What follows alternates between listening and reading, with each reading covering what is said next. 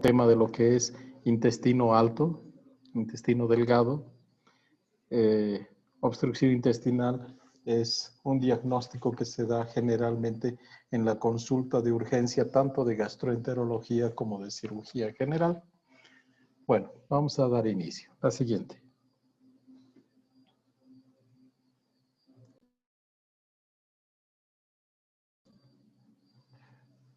Podemos definir a la obstrucción intestinal como una interrupción del tránsito intestinal. Esta ya puede ser completa o incompleta. En algún caso es persistente con periodos de restitución en alguna parte del intestino delgado o grueso. Aquí ven una imagen esquemática donde el tránsito está obstruido por una estenosis de una porción del intestino delgado. La siguiente. La obstrucción intestinal se clasifica según su patogenia, según el nivel de la obstrucción, según la evolución y según su intensidad. Según su patogenia, la obstrucción intestinal puede ser mecánica o funcional. En este caso, la obstrucción intestinal de causa mecánica puede ser simple, con estrangulación o en asa cerrada, mientras que la funcional es paralítica o espástica. Según el nivel de la obstrucción puede ser alta, la que va desde el ángulo de Treitz hasta la válvula iliocecal, y baja desde la válvula iliocecal hasta el margen anal. Y según su forma evolutiva o la evolución en agudas y crónicas. Y según su intensidad puede ser completa o incompleta. Siguiente. Las causas de obstrucción intestinal de causa mecánica pueden ser anormalidades intraluminales dentro de la luz del tubo intestinal, en la pared, intramurales, o fuera de la pared, las extraluminales. Las intraluminales están dadas por migración de cálculos biliares. El ejemplo más común es el hilio biliar. Otra de las anormalidades o causas de obstrucción mecánica es los besoares, cuerpos extraños, los parásitos y por último la impactación fecal o el estreñimiento o el fecaloma. Mientras que las anormalidades intramurales están dadas por neoplasias mismas, estenosis por isquemia, ya habíamos hablado el día de ayer, algo muy parecido, el hematoma intraluminal por traumas extrínsecos, atresias de intestino, intususcepción que se da más en pacientes pediátricos y las gastroenteritis o enteritis regionales. Y también está la diverticulitis. Las anormalidades, mientras que las extraluminales están dadas por las adherencias, hernias internas, neoplasias metastásicas, el vólvulo, la malrotación intestinal, cuerpos extraños también pueden causar obstrucción mecánica y uno de los ejemplos más frecuentes es el páncreas anular. La siguiente.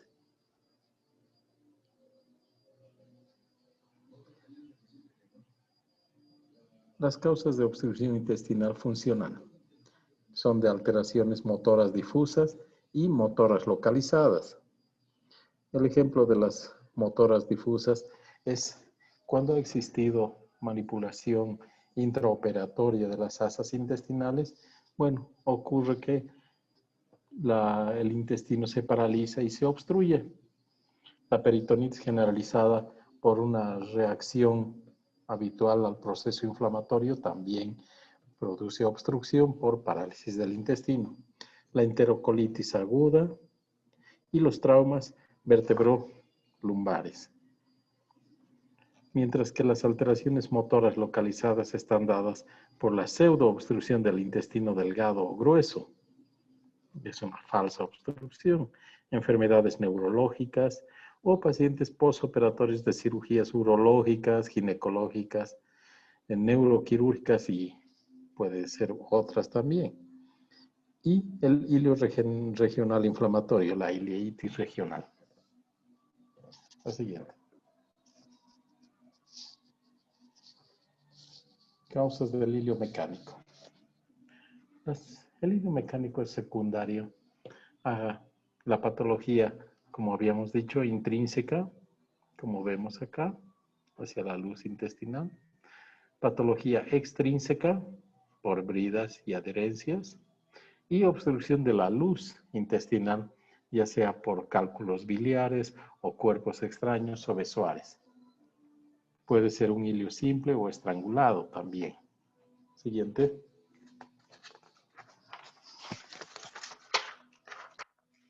Se diferencia según el hilio funcional.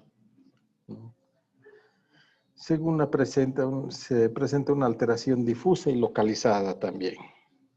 Esto es difuso cuando existe una peritonitis generalizada. Ya habíamos hablado de que es por reactividad inflamatoria del peritoneo, un trauma vertebromedular, una enterocolitis y en el postoperatorio por la manipulación. La siguiente.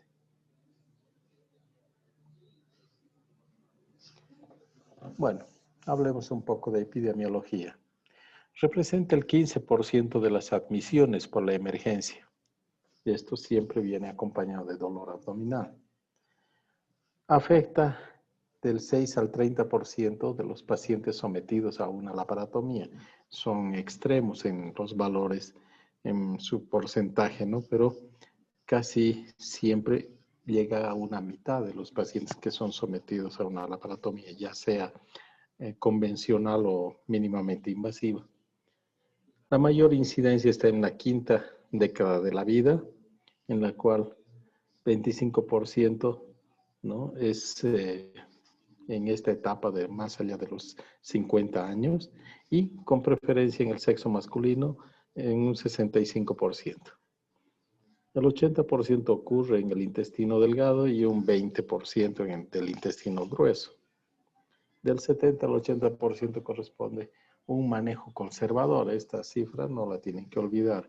Casi 8 de 10 pacientes siempre se maneja conservadoramente, o sea, de manejo clínico, mientras que el 20 al 30% recién son quirúrgicos. La siguiente.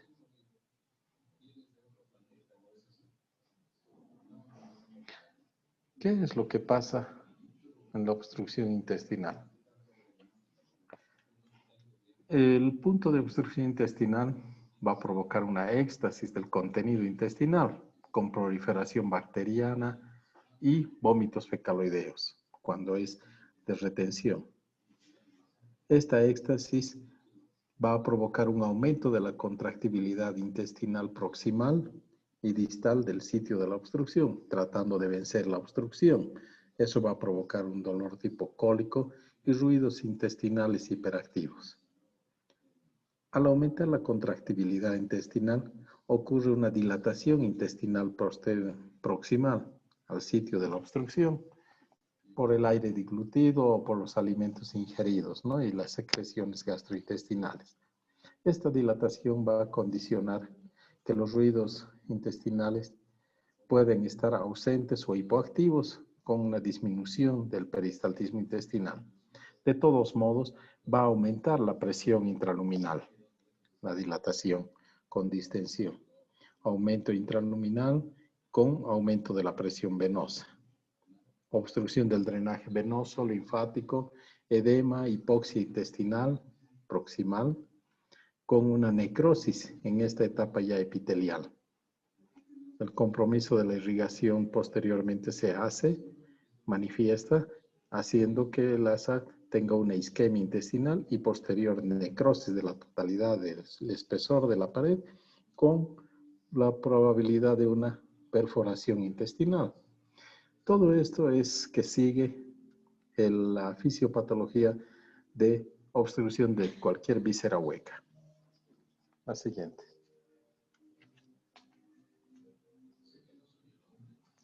¿Cuáles son las manifestaciones clínicas? Son tres en esencia: el dolor, los vómitos y la distensión abdominal. ¿Qué características va a tener el dolor? Tipo intermitente, cólico, de inicio brusco, aumenta progresivamente de intensidad, ¿no? Y también cesa el dolor de manera brusca, como en el inicio. Mientras que el vómito varía según el nivel de la obstrucción. En las obstrucciones intestinales altas son abundantes y de tipo bilioso, mientras que en las bajas puede ser porráceo o fecaloideo. La distensión abdominal varía según el sitio de la obstrucción. Es mínima cuando existe una obstrucción intestinal alta, o sea, es difuso, ¿no? Mientras que en la obstrucción intestinal baja ya se focaliza, ya sea en el hemiabdomen superior o inferior, o si no, toda la cavidad está distendida y se nota, ¿no? La siguiente. ¿Cuáles son los exámenes complementarios para hacer el diagnóstico?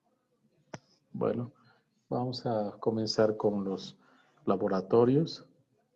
En ellos vamos a evidenciar lo positivo: un aumento del potasio en el 50% de los casos, una disminución del cloro, descenso del bicarbonato sérico, una leucocitosis reactiva, y en toda distensión de víscera hueca va a existir el aumento de la amilasemia, una hiperamilasemia. Por eso es que este dato no es específico de la enfermedad pancreática, ¿no? Sino de que tiene que haber una correlación clínica. La siguiente.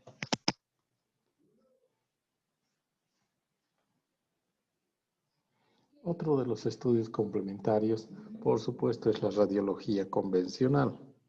En la misma vamos a pedir una placa simple de abdomen o tóraco abdominal también, si es necesario.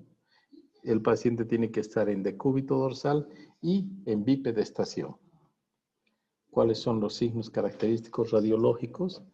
Son incremento del gas intraintestinal, niveles hidroaéreos, como vemos en la imagen del medio, niveles hidroaéreos, y asas y ayunales van a estar con el signo de pila de moneda en la otra imagen. Es el mejor método diagnóstico.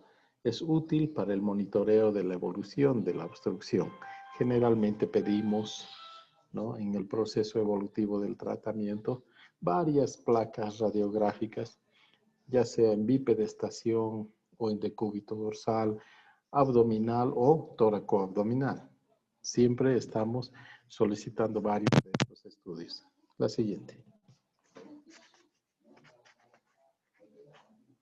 No quisiera pasar antes la parte radiológica sin haber nombrado al tránsito intestinal.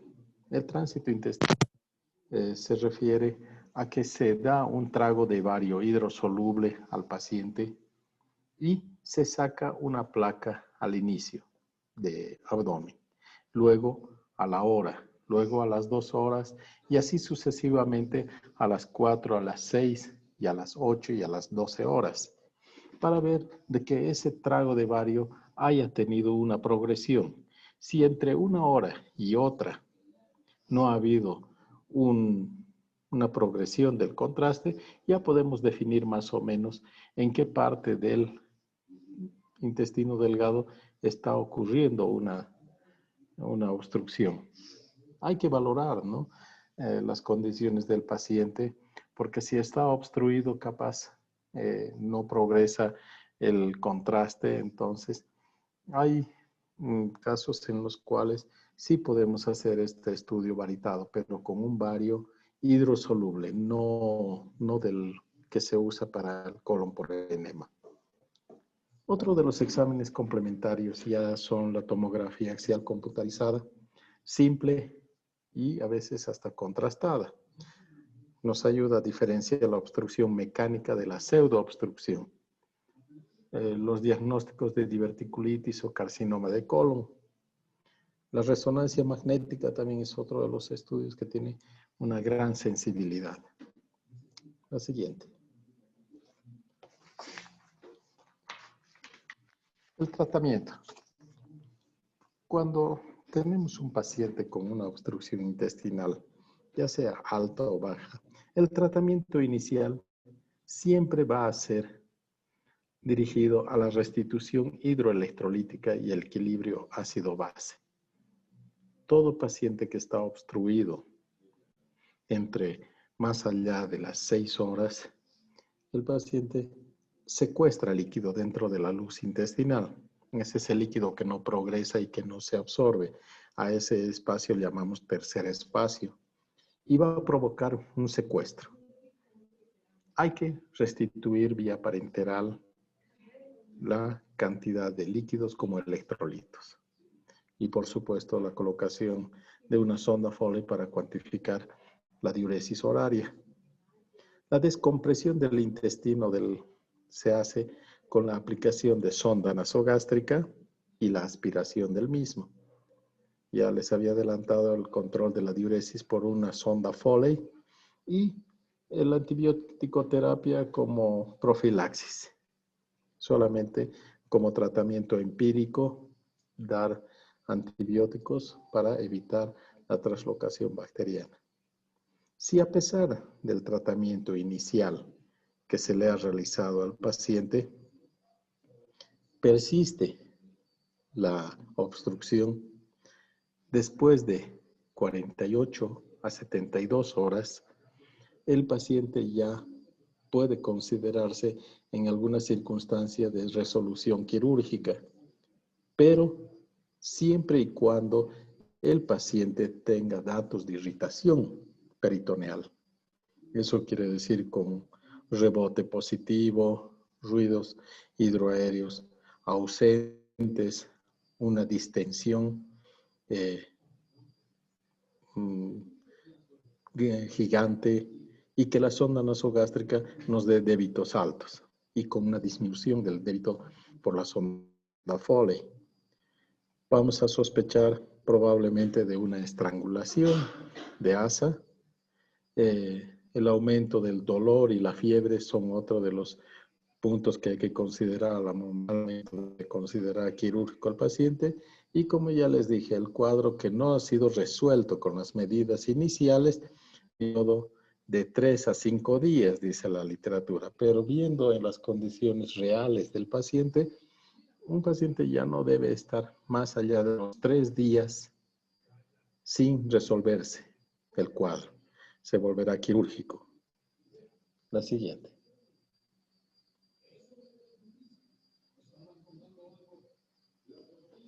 ¿Qué es lo que se hace en una obstrucción intestinal? Va dirigida a hacer una lisis abierta, una laparoscópica de las adherencias. Ver el punto de obstrucción y liberar las adherencias, ya sea en forma abierta o laparoscópica. Reducción y reparación de la hernia o de la causa etiológica que ha estado provocando la obstrucción. Resección de las lesiones obstructivas y se puede hacer anastomosis primarias en este caso. O sea, en el mismo acto quirúrgico. Si hay una asa que ha sido necrosada en una hernia, ya sea una hernia inguinal o una hernia umbilical o postincisional, pues hay que resecar y hacer anastomosis primarias, ¿no? La resección del segmento estrangulado con anastomosis primaria o, quién sabe, diferida. Y si fuese el caso, también hay que considerar la realización de colostomías o una operación de Harman si se tratase de una obstrucción intestinal baja por vólvulo de sigmoides. O, por último, se pensará hacer un bypass En las lesiones obstructivas, en los casos de una carcinomatosis diseminada o un tumor irresecable, pues el propósito nuestro es restituir el tránsito intestinal y para eso podemos hacer un bypass entre asas de intestino delgado, entre asas del intestino delgado o delgado con el grueso. También se puede hacer enterostomía con tubos de Baker, ¿no? O una iliostomía fuese el caso también. La siguiente.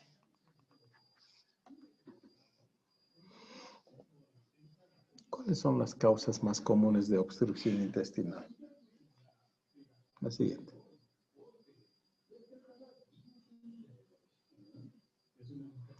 Son generalmente las bridas y adherencias. Las adherencias es el pegamiento, que las asas intestinales se pegan entre sí, mientras que una brida es una adherencia por bandas fibrosas. Aquí vemos en la imagen de la derecha, bien de la derecha, la que está en círculo y la de arriba, esas son adherencias tanto del intestino delgado hacia la pared como las adherencias interasas son generalmente bandas muy sueltas, muy fáciles de liberarlas, ¿no? Mientras que las bridas ya son verdaderas bandas que pueden estenosar o pueden obstruir el tránsito intestinal. Son generalmente secuelas de procesos inflamatorios peritoneales por un trauma quirúrgico previo o infecciones bacterianas. Otra de las causas de bridas y adherencias son las isquemias intestinales, pacientes que reciben radiación por oncología, químicos vertidos hacia la cavidad o procesos alérgicos. ¿Cuál es el tratamiento? Medidas generales, como ya habíamos dicho. El tratamiento es conservador de inicio, colocando sondas nasogástricas para provocar una descompresión y posteriormente se evaluará pues la necesidad de una intervención quirúrgica. Solamente en el caso de que se sospeche de sufrimiento intestinal, una obstrucción persistente y paciente con riesgo inminente de una oclusión. La siguiente.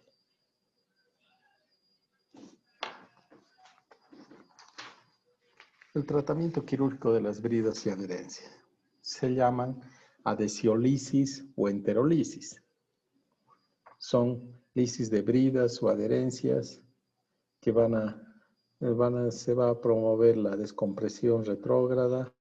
Quiere decir de que una vez liberadas las adherencias, lo que hacemos con el líquido contenido dentro del intestino en la parte proximal, se hace un devaneo intestinal. Quiere decir que se lleva todo el contenido hacia el ángulo de Tracy y el estómago que va a ser rescatado por la sonda nasogástrica. A ese proceso, ¿no? A esa se llama descompresión retrógrada o también llamado devaneo intestinal.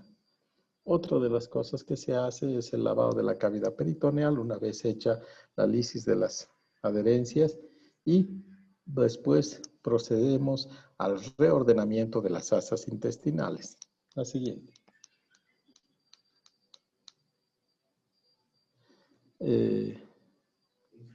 Aunque no crean, las asas intestinales no están colocadas sueltas a capricho dentro de la cavidad intestinal. Tienen un orden secuencial. Están ordenadas. El peristaltismo las ordena. Generalmente va en sentido de la progresión y de los movimientos de propulsión. Pero si fueran totalmente desorganizadas y desordenadas, ahí es donde se provocarían los vólvulos o hernias internas y demás. ¿Qué hacemos cuando hemos liberado las bridas y adherencias? Reordenamos las asas y las tenemos que fijar en ese orden para que haya una progresión del bolo alimenticio y de que las asas tengan la propulsión adecuada y fisiológica. Una de las dos técnicas más nombradas dentro de lo que es cirugía es la operación de Noble. Es la primera que vemos que están suturadas con puntos separados entre serosa. Ahí vemos un ejemplo de la operación de Noble. Se queda organizado de esa manera, puntos serosos en un orden progresivo y por demás ordenado, pero ya se deja de lado este tipo de técnicas porque ha promovido la generación de fístulas interasas. Entonces, como que se va dejando la operación de Noble, ya ahí quedó en desuso. Luego estamos con la operación de Charles Phillips. Es la que está ahí abajo. Coloca puntos largos entre el mesenterio. Va cruzando el mesenterio sin tocar las asas intestinales, tanto de ida como de vuelta, y quedan organizados así. Es como cuando se agarra un ramo de flores, agarramos de los tallos, ¿verdad? Es lo mismo y queda así de ordenado. Esta es la que menos problemas dio y la que nos asegura un reordenamiento de asas bastante efectiva. La operación de Charles Phillips. La siguiente. Bueno, hablemos ahora de las falsas obstrucciones intestinales, pseudoobstrucción. Generalmente ocurre de manera funcional en alguna parte del intestino, ¿no? Está asociado a enfermedades neurológicas que tenga el paciente, diabetes mellitus por la denervación, el Chagas por la dilatación y al mismo tiempo la denervación de los plexos, alteraciones cardíacas, líquidos electrolitos. Ahí existe también una pseudoobstrucción en pacientes postquirúrgicos por la manipulación, como ya habíamos dicho antes, pacientes con enfermedades autoinmunitarias como el lupus, la esclerodermia, el vixedema, y otra de las razones por las cuales podemos provocar obstrucción falsa intestinal es por la inducida por fármacos, tales como los mismos antiespasmódicos, ¿no? La pseudoobstrucción colónica aguda es la que nos muestra la imagen de la derecha, o también llamado síndrome de O'Hilby. Está caracterizado porque es transitoria, es reversible, hay una dilatación muy manifiesta del ciego, ¿no? Y se da generalmente en pacientes hospitalizados y generalmente pacientes postoperados. No existe una razón muy cabal de la obstrucción que ocurre en pacientes postoperados, no en todos, no en algunos, y con una dilatación secal. Podemos denominarlo como un síndrome de O'Hilby, una pseudoobstrucción colónica aguda. Y tenemos infinidad de maneras de solucionar esto. La siguiente.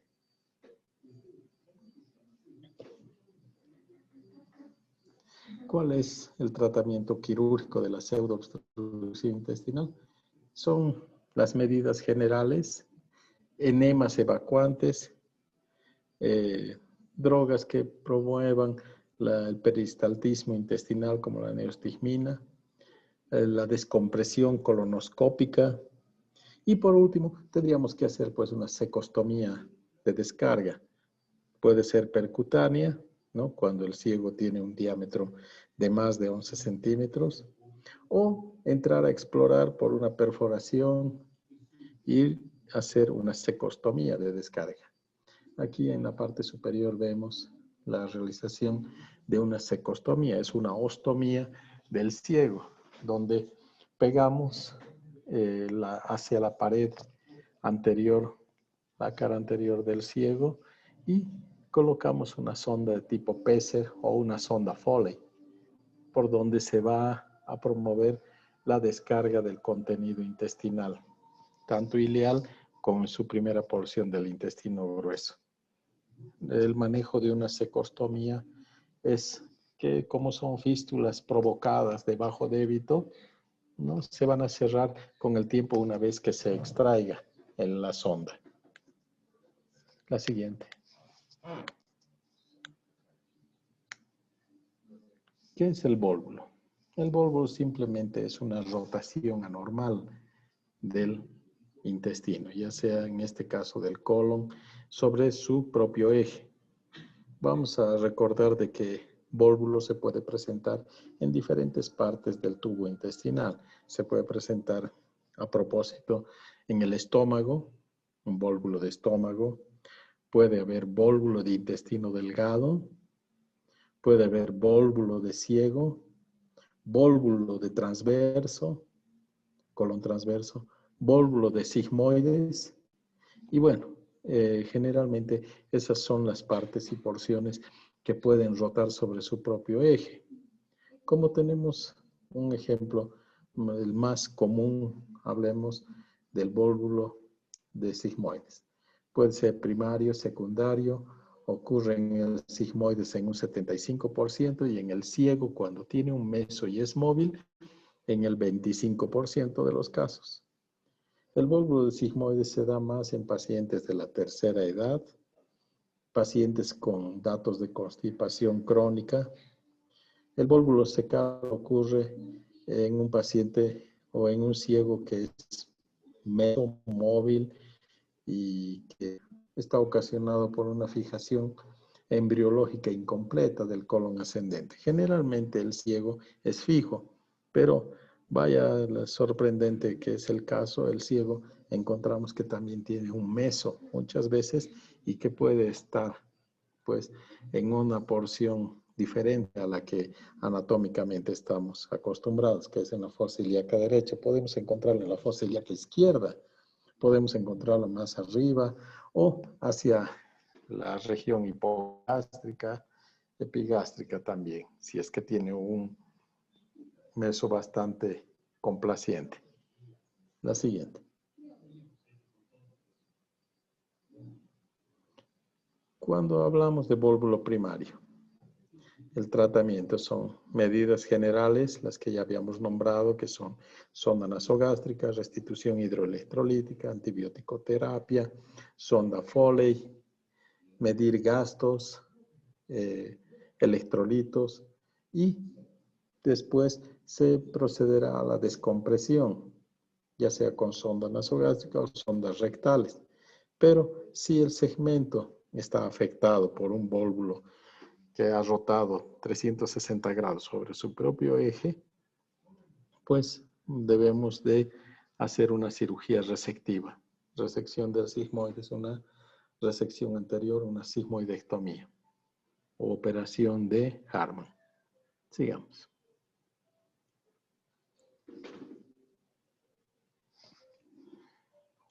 Pasamos a lo que son los besoares. Son masas compactas que ocupan parcial o totalmente la luz intestinal. Son provocadas por acumulación de residuos no digeribles.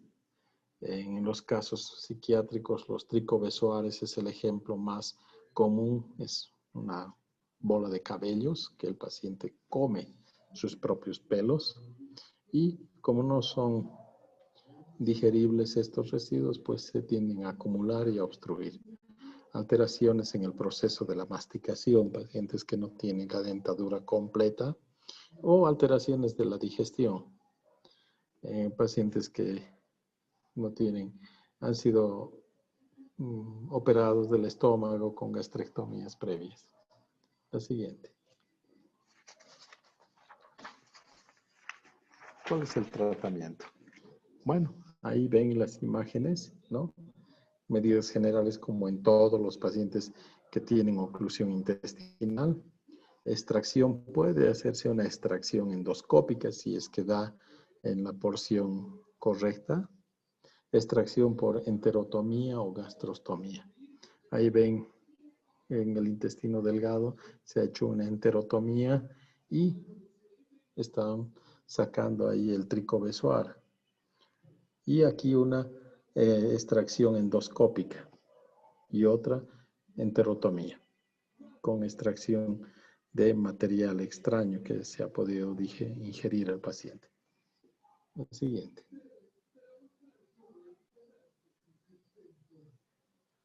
Bueno, ¿qué es el síndrome del compás aortomesentérico? Es un síndrome un tanto, vaya, que hay que nombrarlo de todos modos para siempre tenerlo en cuenta. Es la obstrucción de la tercera porción del duodeno, secundaria a la compresión entre la aorta y la arteria mesentérica superior. Está dada por una disminución del ángulo entre la aorta y la arteria mesentérica superior. Puede ser de causa congénita o adquirida. También está dada por la implantación baja de la mesentérica superior. El paciente se caracteriza por tener pérdida de peso constante, progresiva y con pérdida de la grasa mesentérica, ¿no? Existe una visceraptosis con las vísceras están caídas, tóxicas. Hay deformidades de la columna. La siguiente. El diagnóstico es sindrómico. Dolor abdominal, ruidos hidroaéreos aumentados, ¿no? Y vómitos biliosos. Eso es común a cualquier proceso obstructivo. En la serie hay una dilatación interesante de la segunda y tercera porción del duodeno. Los movimientos antiperistálticos del vario en la tercera porción. Se hace una duodenoscopía de la tercera porción del duodeno para el diagnóstico. Sigamos. El síndrome de compás aortomesentérico, ¿cómo se trata? Vemos aquí las imágenes. Bueno, son derivaciones internas. Hay que mejorar, el propósito es mejorar el vaciamiento duodenal. Postprandial, el paciente en decúbito lateral izquierdo, los alimentos también se pueden dar de manera fraccionada. Recuperación de la grasa retroperitoneal con una dieta por una yayunostomía previamente elaborada para ganar peso.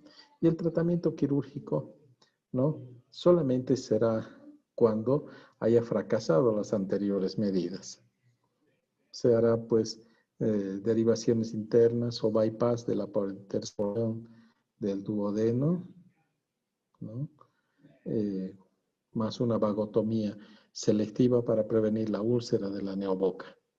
Operación de Strong es una operación que consiste en la sección del ligamento de Treitz y la movilización de la cuarta y tercera porción del duodeno. Y ahí se ven las imágenes, las diferentes formas de hacer bypass enteroentéricas. La siguiente. Bueno, entre todo, la obstrucción intestinal, alta o baja, tienen que quedarse con la idea de que tiene un tratamiento médico inicial, con medidas totalmente estandarizadas. Si en el plazo de haber iniciado estas medidas, entre 48 a 72 horas, no se resuelve, pues tiene que ser quirúrgico. Pasan para el cirujano que valore, revise la posibilidad de ver otra de las causas que no sean funcionales y más bien que sean mecánicas. Cuando ustedes tengan la oportunidad de estar, ya sea en medicina interna o cirugía, van a ver de que es una de las causas de consulta y de interconsultas más frecuentes que van a tener.